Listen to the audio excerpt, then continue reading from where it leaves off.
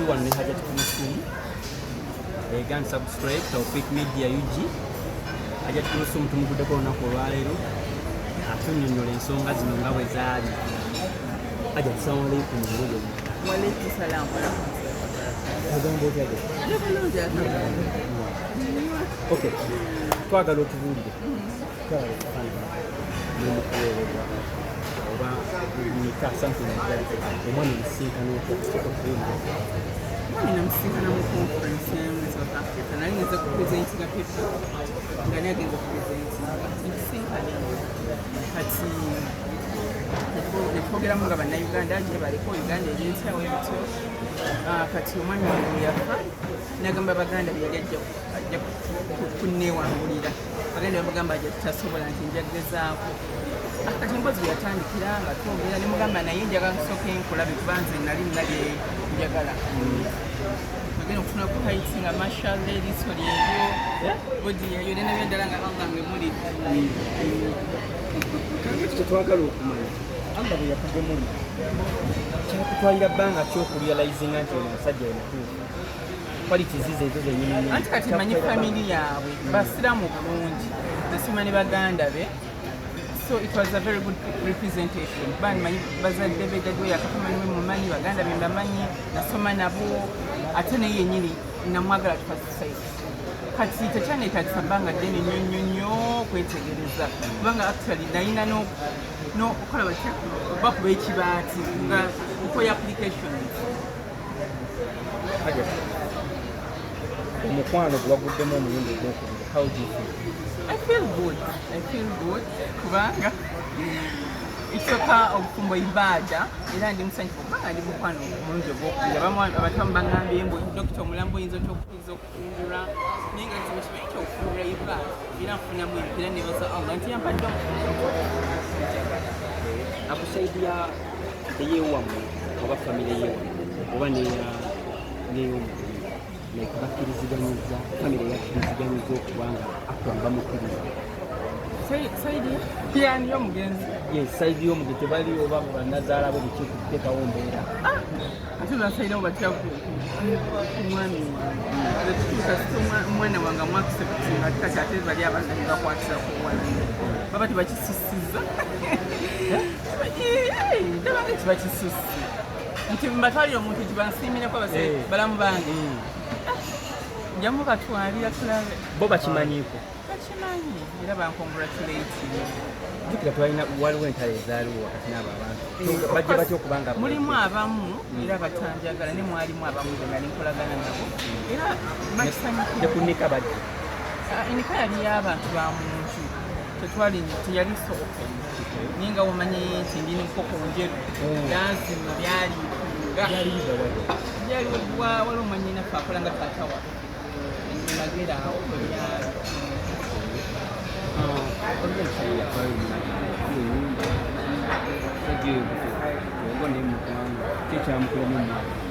omwami oyo era kivola nyamba nnyo abaana ab'obuwala basobole okuba nga basobola okwetengerera mu nsi ba abasajja balowooza ti abakyala baliwo okubeera manipulated ngababeeramu n'akasente ngajjanga akakubaawo omwami oyo yajja nangamba yaga kuteeka second foundation yange nkuba nyamba abaana abawala buli tabeeranga bina activities ng'aleeta boxi ez'amazzi nga ziteekawo nga tekawo neddibaana ze yojja nangamba yagala kunkasa naye nga mumpi nnyo bani muleka gy'oli mumpi nnyo tunaamaakinga tutya naye neesibako nengambako yisiba nti wali omusajja neesibye kangamba n'okumpa ennyumba ewange mutundu nangamba ne mumpi nnyo nangamba mulete tumulabe ne mumutwalira yisiba nangamba nedda haja atuleke naye ayisidde kumpi ate eri yali mumpi ne munanga abasajja bagamba mbu noyo omukyala mbu ebayeesi naye nga ate si bwe kiri omukyala asobola okugaana ajetawo wenyini katono nnyo ebyali bigambibwamu small access yateekayo application ebisoma byali byakusaanga nenda okuba kyanyumiranga abantu ye nakizimba bwatyo ate naye n'omwaniriza mu ngeri emu oba endala nti nakolanga n'emirimu isima yambeererawo nnyo we nabeerera n'ebizibu was assured that we lean on abantu waliwo omukyalo omu yavaayo n'agamba yava ne sente ze South Africa nazikuletera zikuseemu zikwei sibimanyi siza kwogera bya mukyala wa Akram kwanza Akram yangamba kwagala kati ebyo sibimanyi sinza byogerako Kati twagendako emeka nagenda kubanga nkyali mwana muto ate mwa Accra. tanaba kugenda najja kugenda tujja gendako mu umra mikolo gyaffe ginaba giwedde mu bimu bye twatadde ku mwanjo tunogendako mu umra twebaze Allah ku Kaaba ebyo ng'obuuza bingi bannange tofayo ngenda kuzaala kati bifa ku byange era tobuuza Nti omuntu ali ayinza okumanya naga nti muna Accra ayinza okuba ati talinayo mwana. kati waba ayina bakola ekyo oba talina bakola ekyo bamulekeere ekisimukire Kati ensonga zino zinakikwasaganya kuba nti wali abakyala abakanyanira omwana we. Ensonga zino ogenda zimala otya? simanyize ekikulu mwami wange wanabanga gyendi I'll do my best ebirala byabakyala sibimanyi ate nga naye waddemba okungattako kubanga fe mu ddiini yaffe ekkiriza okukigatta ku mukyala we embu babiri basatu oba bana Kati ye yagambe talinaayo. yangamba talina mukyala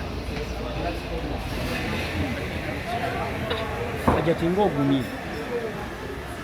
ate era omukyala yina olina okuguma abakyala tuguma ate wetugendera ne tuzaala abaana nno nga tebazaalika era tuzaala Oluvannyuma lw'emikolo nga giwedde. mutuleke maama nakati gye tudda tukyaliyo aba tuba tuzana okwenywera kajwisi ne mutugwamu ebbo tukyaliyo Kati tufunatera okumaliriza. Tusuubire nti kino kintu kye wakoze. Ogenda n'abamusanyufu. nga tuba kitaba musanyu shekiti yalina mutima mubi era naye yeetaaga omuntu anannyambako kuza anwal omanye omwana muneeta kuzika bumu era bambi nsase nnyo basingle mothers weetaaga at least a father figure nze ate atabadde mu bwenzi omwami wange yantuukira twagenda mu halaali ne batuwoowa temanyi era atubuleesinze kubanga kyandibadde tekibaawo musanyufu Obusembayo eri abakola ku Tawfik Media. obulamu bwange obusemba baagala nnyo abakyala bonna abali abatanafuna babaagala basabye namwe mufuna babaagala bane omukwano nno ogunyuma nekiera kyembagamba batuwa obudde ebigambo bingi ne batuwa obudde awulira nti ddala atulumirirwa nga biri serious ajja tusisinkana atuwabule atubuulirire tuyambako okutuzimbere ku kintu kyaffe Wale batabuse ku social media. ono mawaya Nsonga ki ze mulina? ataawa Ataawazinha. kati oyo omuvubuka yali mutabani waffe kubanga kati zengeri sheki bamuleka nzija nyingi mpya oganda bakiika mpya yalinga mutabani waffe kati seeka waafa nnaku 3 ng'amaze mu ttaka just 3 days ali mawaya n'ateekamu application nemugamba yeri mama ng'onkedde kuba nti nina okutaayiza amangu oleme kudduka mu banjovu nsooka mpemu time male okuva mu ida period kati ida period weyagwako y'emyezi 4 nali sinabeera kuguma nemugamba nze sijja kwagala naye era mpaamu time kati ndoza yagenda olaba nga tampuliza yagenza olaba bu akamampoyi Gyemizinga gy'akasuka. nagwa eddalu ekimutawaanya tamukkiriza naye abasajja mwebeereremu siteeka nti omukyala w'omukwana alina okumukkiriza siteeka nti omukyala omuganda njagala kuwasa alina okufumbirwa bane era ffe tulina choice muleke okutunafuya kakati oyo yatabuse yagudde eddalu avumira omwami ayogera Wali omulabyeko physically? babi yali mutabani waffe mumanyi ne lwenagenda e South Africa e conference gyenkugamba yaorganizinga abantu ne banyaniriza ku ssaawa era nze namulabanga nga mutabani waffe era ne musimu yange namusevingamu nga mutabani Kati mutabani akwane maama we. okitegeera abantu ensi egweddemu ensa Does that really make sense? you know era nkulage era mutabani South Africa omwita mutabani wange era nga mpita maama naye yagudde eddalu bannange sina kumanyiriza sheek gyali emukabuli agamba yaala kiki ekigenda Kati guno omulembe ogwaffe gwatabuka. gwatabuse gwaweddemu ensa gwaweddemu ensa So bye